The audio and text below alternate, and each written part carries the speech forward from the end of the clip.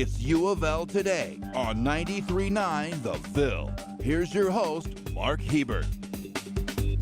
And welcome to UofL Today with Mark Hebert on 93.9 The Ville. So glad you're joining us for the next 30 minutes or so. We'll be talking about all things University of Louisville, all the great research, students, and happenings at UofL. So what have we got coming up on the show? Well, in about 15 minutes, we'll talk about how America's drug policies are impacting the rate of HIV and AIDS in African Americans. It's an interesting study that was done by a UofL researcher. You want to stick around to hear his take on how drug policy and prison sentences are impacting HIV rates among African Americans. But first, more and more students from across the seas are coming to the University of Louisville, which in fact is actively recruiting more international students. Sherilyn Pepper is the Associate Director of the International Student and Scholar Services at UofL, and she's here along with one of our international students, Risha Singhal, who's from India. Well, actually, you're not a student anymore, because you just graduated, right, Yes, Risha? yes. Congratulations. Thank you. All right. Well, let's, Sherilyn, glad you're here. Thank you. Thank you for asking me. International students. How many of them we got at UofL?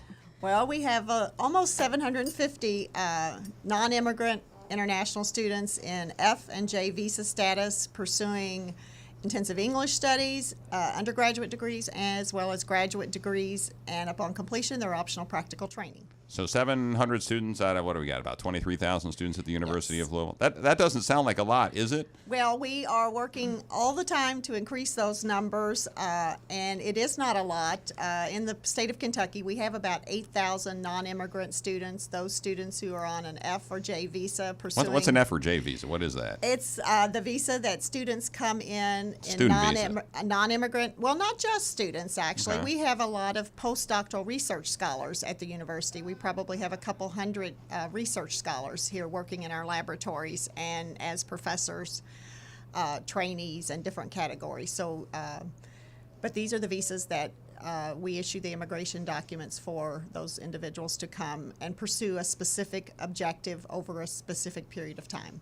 So the international students at the University of Louisville, what'd you say, 700 and change, right? How many of those are graduate students and how many of those come for undergraduate studies? Okay, 2/3 of those students are graduate students, and 1/3 of them are undergraduate students pursuing degrees primarily in business, engineering, and the health sciences. Yeah, we'll talk a little bit about that here in just a minute. So, Risha, you're one of those graduate students that came to the Yes. University of Louisville, right? Yes. Where are you from originally? I'm from India, Mumbai.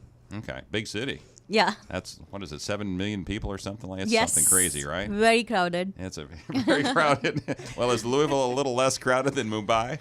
Very, very less crowded. When I came here, I was like, where are people? So, yeah. So the Waterson Expressway is not nearly as bad as the streets in Mumbai, huh? No, Okay. not at all, no. All right, you came here to get a degree in what? What do you study? Biology, to be specific, molecular cellular development biology. Okay. So, yeah. I wrote to one of the professors here because after my master's, I wanted to pursue PhD, and specifically in transgenic plants and plant products and the application in human health. So I found a lab here. I wrote to that professor, and he said, since I had a teaching experience, he said that I can be hired by the department as a graduate teaching assistant while I pursue my PhD. So. Okay, so when were you in India, and when did you get to U of L? How long ago? I started in spring 2009. So you've been here about 7 years then? Yeah. Okay. So how did you decide, you're in Mumbai, India, and you say, you know what, I think I'm going to go study at the University of Louisville.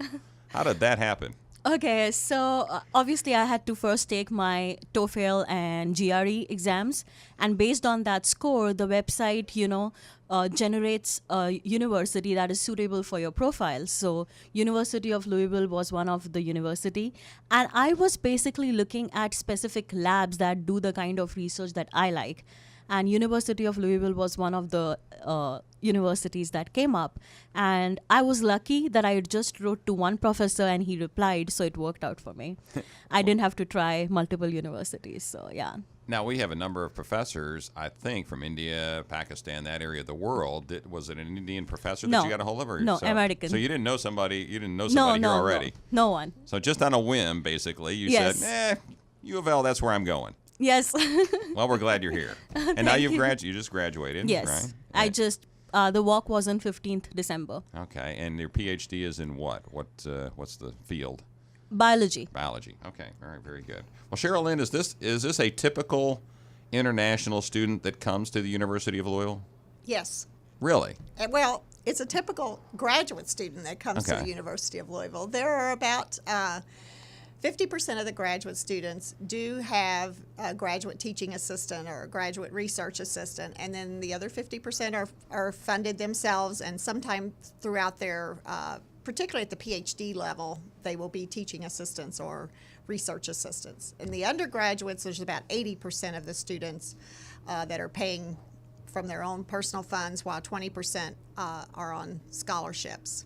And about 12% of our undergraduate athletic population are international students. 12% of the athletes, Of the student athletes. of the student athletes are international, because that's an area where they are heavily recruiting. Right, so about 1 out of every 8 student athletes comes from some foreign country. Exactly. Okay. Risha, which are you? Are you one of the 80% that's paying for this out of your own pocket, or are you one of the 20% that's getting... 20. Oh, so you got some scholarship money Yes. to come here. Okay. I was working as a teaching assistant, so the department paid me for that. Very good. All right. We're talking with Cheryl Lynn Pepper, who's the Associate Director of International Student and Scholar Services at UofL, along with Risha Singhal, who just graduated with a PhD in biology from the University of Louisville, but she's originally from India. And we're talking about international students at the University of Louisville. Are the number of international students coming here, is the number going up or down? It is staying level as far as the students at the University of Louisville. Nationwide, it does continue to increase. Across the state of Kentucky, it does continue to increase. As I said, there are about 8,000 international students in the state of Kentucky.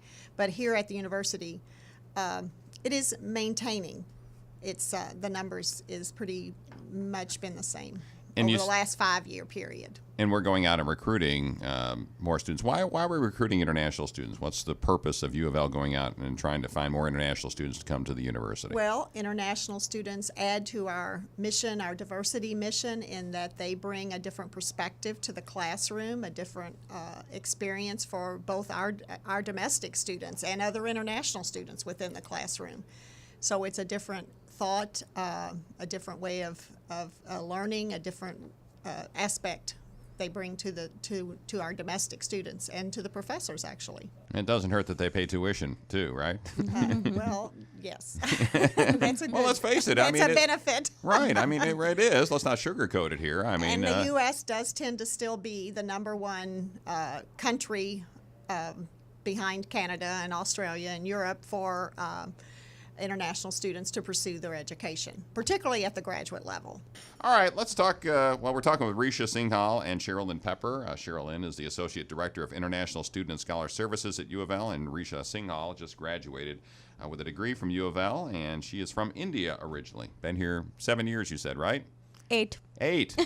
I just can't add, maybe. My math is bad. So what have you found? When you came from India, had you ever been to the United States before you got here? Never. Before you got to Louisville? My first international flight Was ever. To Louisville, Kentucky. Yes. Okay. Well, Via Atlanta. well, you stopped at Hartsfield Airport.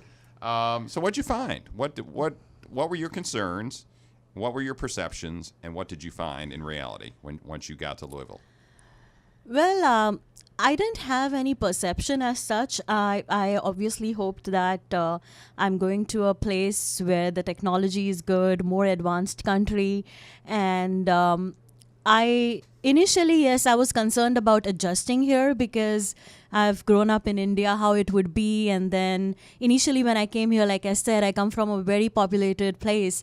So I came here in December, which was Christmas time, and I literally didn't see human beings. So that scared me a little bit. I'm like, no one lives here. It's so scary. And when I'm walking to campus and I'm like, oh my God, there are no people. And There really so isn't I'm like, anybody on yes. campus in December. That's true. Yes. So that was one thing. But when the spring semester started and I saw this crowd of students coming in, I mean, it just started rolling for me. I love it here. Do you really? I really do. What's been the difference? What's the biggest difference that you had to navigate when you got to Louisville, Kentucky versus Mumbai, India?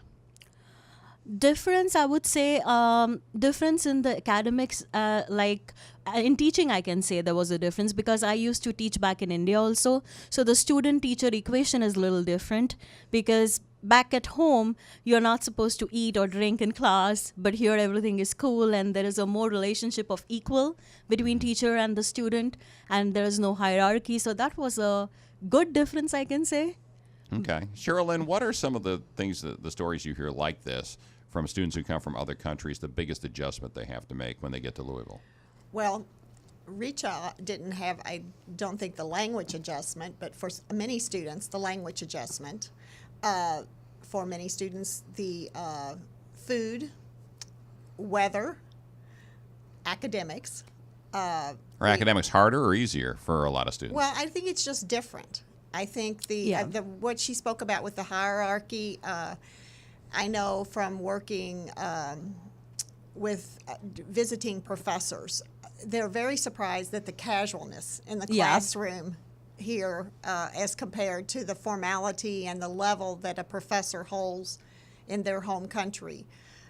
So that's I think a big difference. Mm-hmm. But her story of coming here reminds me of a story I heard one of our international athletes talk about. His dream was to always come to America, and when he was able to come, he just reflected on as a young person seeing the airplanes in the sky, and he talked about his first flight, and he thought, just being at home and looking up in the sky, he thought, now how do you get in there? Do you lay flat in those planes, or do you just pile person on top of person? And I just thought that was so simple that he brought it to that, you know. Yeah, that's pretty funny.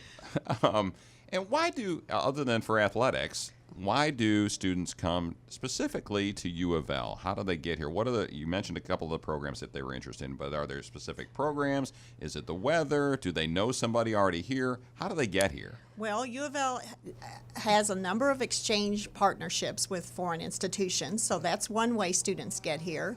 Students get here because of research that their parents do on the university. I know we received a student from Nigeria this fall semester. We received 175 new international students in August. And his parents, they were talking with me, and the mother said, I spent many, many nights up studying the internet to find the school that was the most perfect school for my son, and University of Louisville was it. And the parents actually traveled from Nigeria to bring their son here. And he's an undergraduate student and having an amazing experience so far. But they come because of, as Richa said, research. Their mentor will be in the same research area as they are. So that's a reason. Centrally located, cost of living, these are all some of the reasons that students have indicated that they've come to Kentucky. They don't want to go to the big cities, the California, the New York, the Illinois, Chicago. They want to come to a smaller institution or to a smaller city where they can know everybody. Was that part of the equation for you? Yes, Risha? yes. The cost of living is important. And the health sciences campus research is like really well known. And then the association of university, like she said, partnering with the international, like in India, for example, it's well marketed. The University of Louisville. Okay. Do you plan, Risha, to go back to India, or do you plan to stay here? What to do you here, want here. You I'm are? looking for a postdoctorate, yeah. Okay. I came here for research, and it's really very advanced. The kind of work I want to do, that kind of work I'll get to learn here. So, yeah, I want to pursue postdoctorate. Okay. And Sherilyn, is that the common experience, too? Do the majority of these international students stay, or do they go back to their home countries? I would say a good number stay. They create businesses here. They contribute to our society. In fact, there is $31 billion created to the U.S. economy from international students in the United States.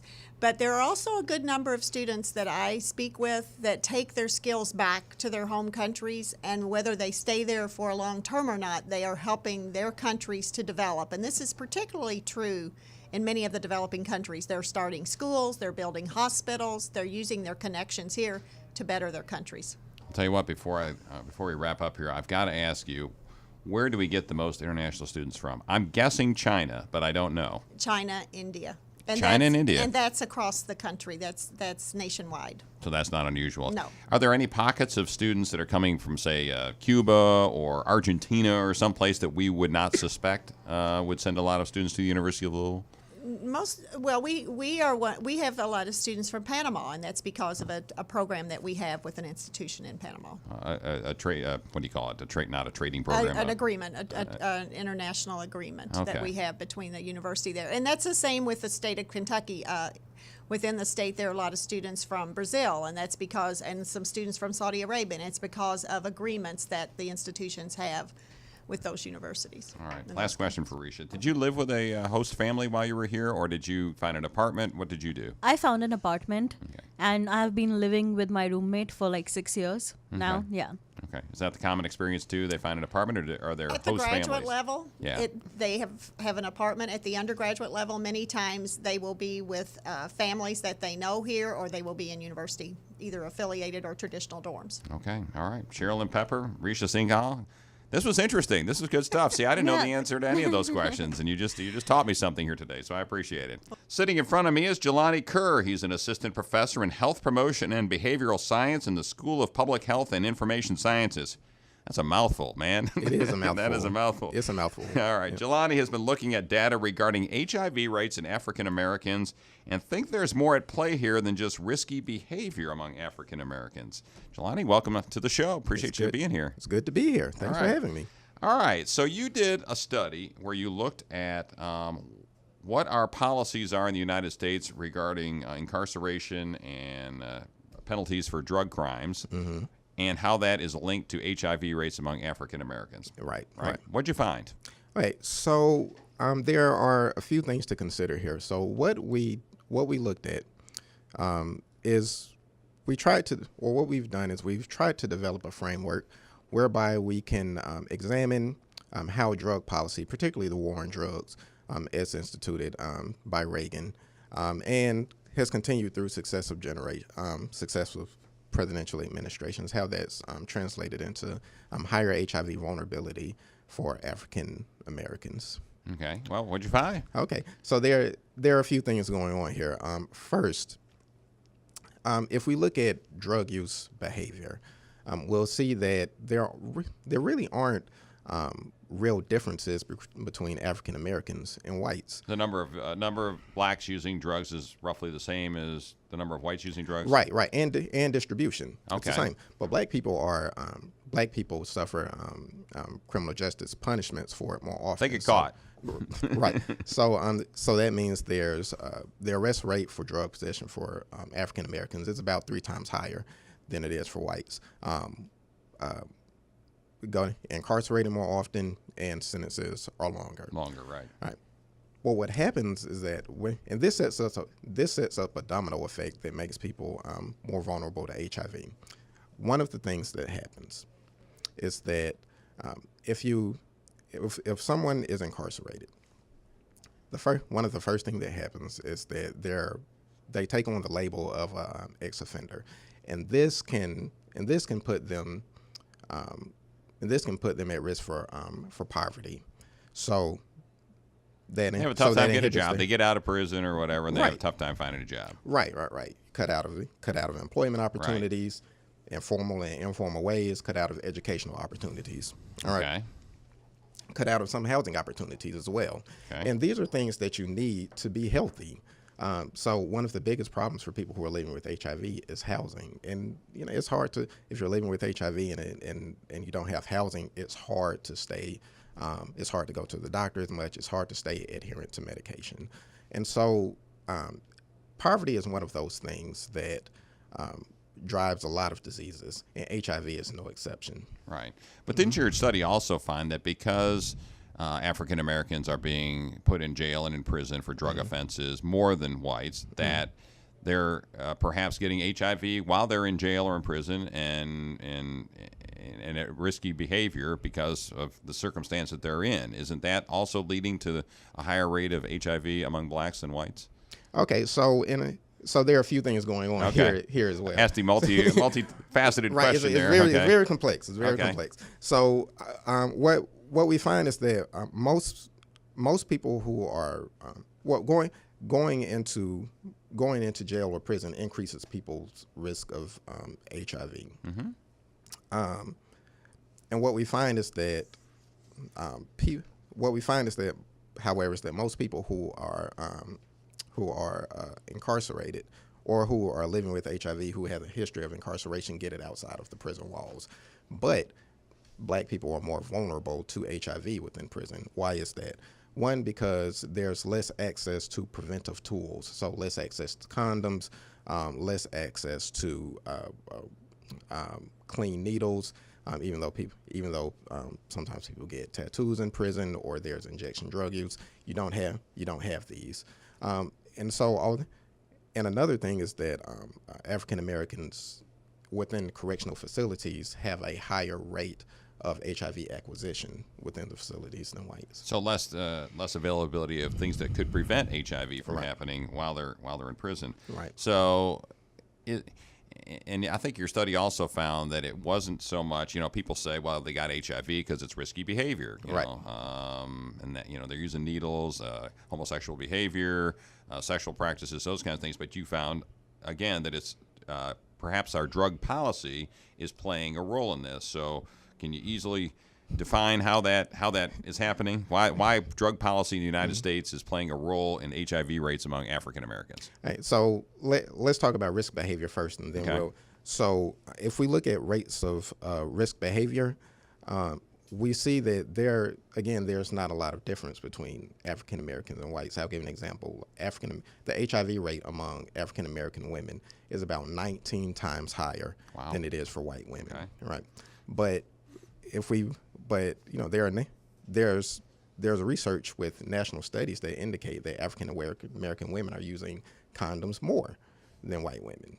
So we have to look at things outside of behavior. There has to be something else driving this, and so we look at drug policy for the reasons of how it's associated with policy for African Americans, but also the fact that there's a large-scale extraction of black men out of communities, and that can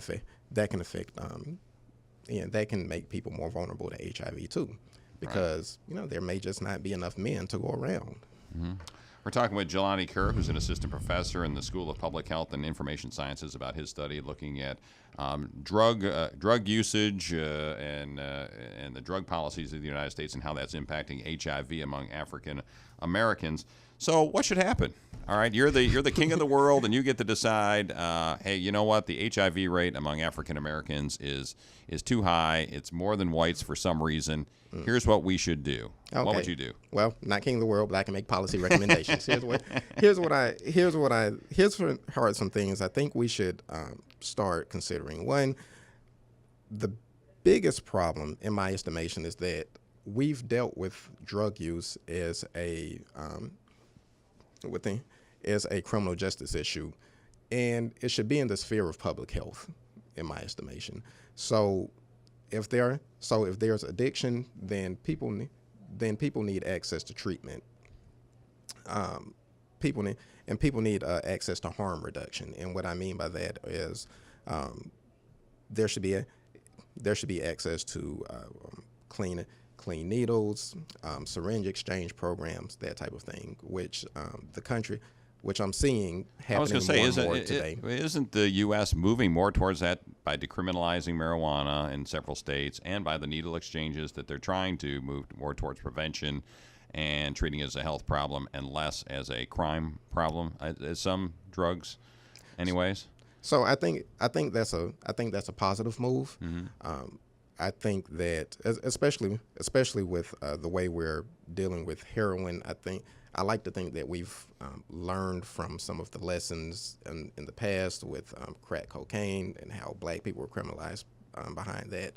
I like to think that we've seen the error of our ways in that, in our dealings with heroin. There's debate about that, but I am seeing, at least for today, that there's a movement that can help prevent HIV and give people access to treatment, give people access to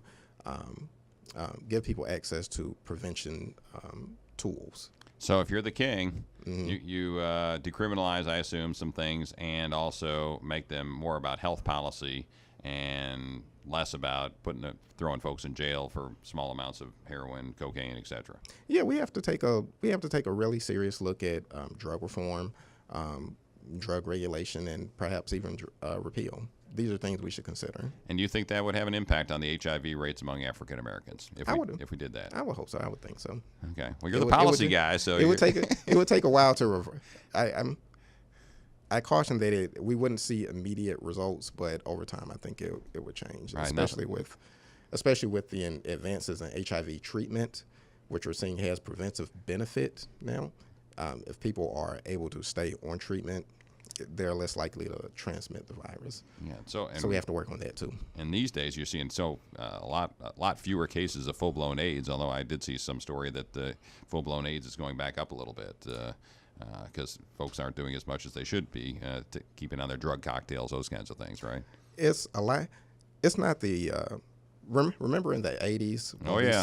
I covered this when I was a reporter, yeah. Oh, yeah. So we remember what it was like in the 80s, and now it's a lot different. There are drugs where people can live for a very long time. But the thing is getting people to the doctor and on medications, and a lot of people don't do that. A lot of that is because of stigma. There's still a lot of stigma associated with HIV, so we have to work on that as well. All right, Jelani Kerr, appreciate you being on the show. Thanks for having me. Thanks a bunch. All right, we always try and wrap up these shows with a little trivia about the University of Louisville. So today's Did You Know segment. Since 2012, the University of Louisville Division of Infectious Disease has administered age-appropriate vaccines to adult refugees. As of the end of June, close to 7,000 refugees have been immunized with more than 23,000 doses of vaccine, courtesy of the University of Louisville. UofL Today with Mark Hebert airs every Monday and Tuesday night at 6 after Ramsey and Rutherford, with replays on Saturday and Sunday mornings. And you can also watch these programs on Metro TV and KETKY across the state. You can also see a news story about something cool happening at the U of L every Monday morning around 9:30 on WHAS 11's Great Day Live, when I join Rachel Platt and Terry Miners, again, every Monday morning around 9:30. And for more information about what's happening at U of L, you can always go to UofLnews.com. That's UofLnews.com. Thanks for listening to U of L Today with Mark Hebert, and go Cards.